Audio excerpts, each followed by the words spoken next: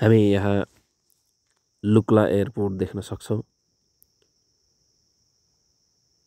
विश्वकै साहसिक तथा अत्यन्तै अप्ठ्यारो एयरपोर्ट पनि भनिँदो रहेछ प्राविधिक भाषामा।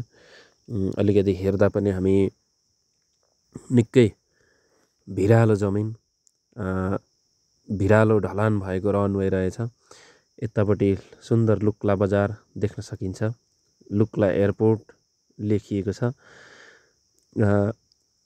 यो सुन्दर सोलुखुम्बु जिल्लाको काखमा अवस्थित रहेको विश्वकै अग्लो स्थानमा रहेको एयरपोर्ट पनि मान्न सकिन्छ।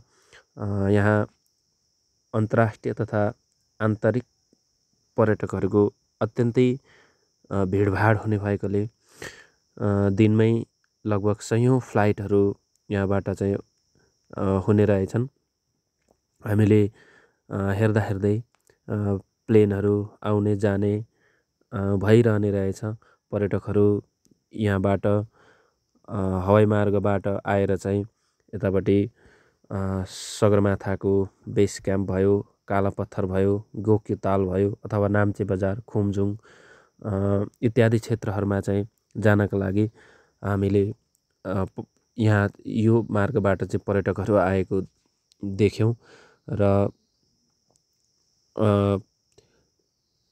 यहाँबाट आएका पर्यटकहरूका माल सामानहरू चाहिँ याकबाट, खच्चडबाट, त्यसै गरी मानिसहरूको सहायताले चाहिँ बोकेर पर्यटकहरूको वासस्थानसम्म अथवा उनीहरूको गन्तव्यसम्म चाहिँ पुर्याउने गरेको अवस्था रहेको पाइयो।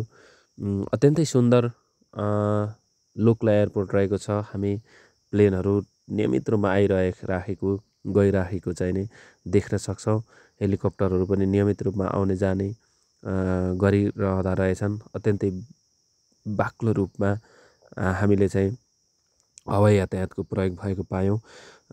यो सुन्दर एयरपोर्ट हामी त अचम्म लाग्यो भनौँ, अत्यन्तै सुन्दर लाग्यो र यसलाई चाहिँ हामीले यसरी हेरौँ है त।